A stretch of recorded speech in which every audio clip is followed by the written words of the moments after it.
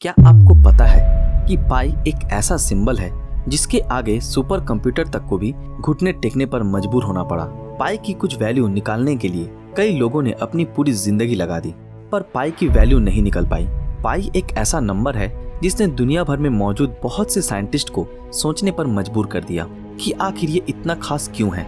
एक और मजेदार बात तो इसके बारे में ये है कि इस नंबर का great scientist sir Albert Einstein और स्टीफन हॉकिंस के साथ एक बहुत बड़ा कनेक्शन है। और आज के इस एपिसोड में हम पाई से जुड़ी कुछ ऐसे दिलचस्प चीजों को जानेंगे जिसको सुनकर आप पूरी तरह से शॉक्ड हो जाओगे। आपने ये तो सुना ही होगा कि आवश्यकता ही आविष्कार की जननी है, और किसी भी चीज का आविष्कार तभी होता है जब हमें उसकी जरूरत महसूस होती है। जैसे जब हमें लाइट की जरूरत पड़ने लगी तो हमने बल्ब का इन्वेंशन किया, और जब हम इंसानों को अपने प्रियजनों की कमी महसूस होने लगी तो हमने टेलीफोन का इन्वेंशन किया। इस तरह 3500 BC में लोगों को अपना सामान एक जगह से दूसरी जगह पहुंचाना था, और तभी मनुष्य ने पहियों का आविष्कार किया। पर पहिए पूरी तरह से गोल न बन पाने के कारण सामान गिरने का जोखिम बना रहता था और बहुत सी परेशानियां उठानी पड़ती थी। पर जैसे समय बीतता गया वैसे पहिए गोल होने लगे, और लोगों ने समझा कि अगर किसी पहिए का डायमीटर 7 यूनिट है तो उसकी सरकमफेरेंस 22 यूनिट की होनी चाहिए, तभी पहिया गोल हो पाएगा। इसी से इंसानों ने जाना कि किसी सर्कल का डायमीटर और उसकी सरकमफेरेंस का रेशियो एक कांस्टेंट होगा, चाहे वो सर्कल छोटा हो या बड़ा, लेकिन वो कांस्टेंट की वैल्यू हमेशा सेम रहेगी, और उससे नाम दिया गया पाई।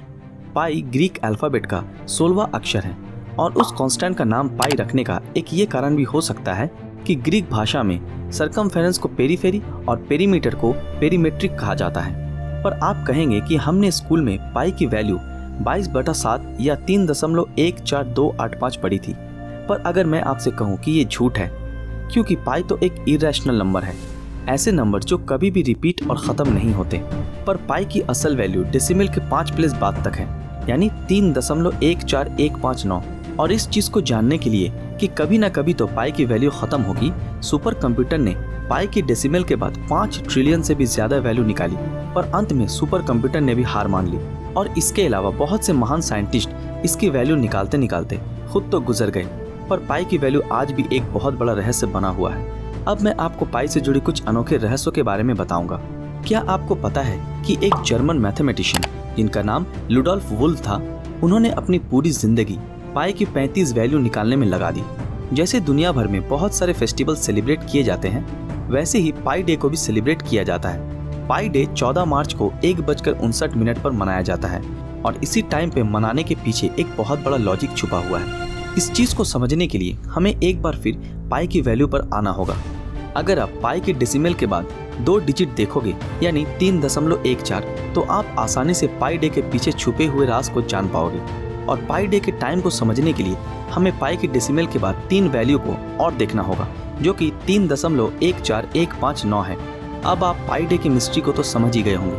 अब आप पाई डे से जुड़ी उन बातों को सुनोगे जिनको सुनकर आप पूरी तरह से हैरान हो जाओगे।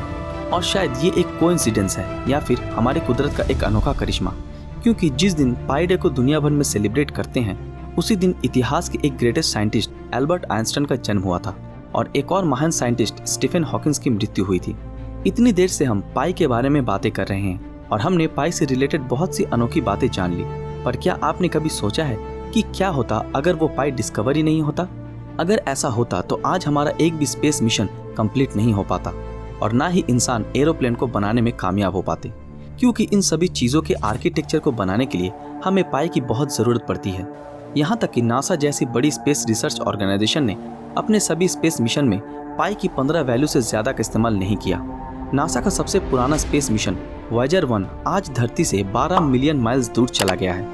अगर हम वहाँ से कैलकुलेशन करें कि वो अर्थ के सेंटर से कितना बड़ा सर्कल बनाएगा, तो इस कैलकुलेशन के लिए हमें इसका सिंपल सरकमफेरेंस निकालना था, और नासा ने इस कैलकुलेशन को सॉल्व करने में पाई की 15 डिजिट का यूज़ किया, और उन्हें सिर्फ 1.5 इंच का एरर ही देखने को मिला। अब मैं आपको पाई से रिलेटेड एक ऐसा फैक्ट बताऊंगा जिसको जानकर आपका दिमाग पूरी तरह से हिल जाएगा।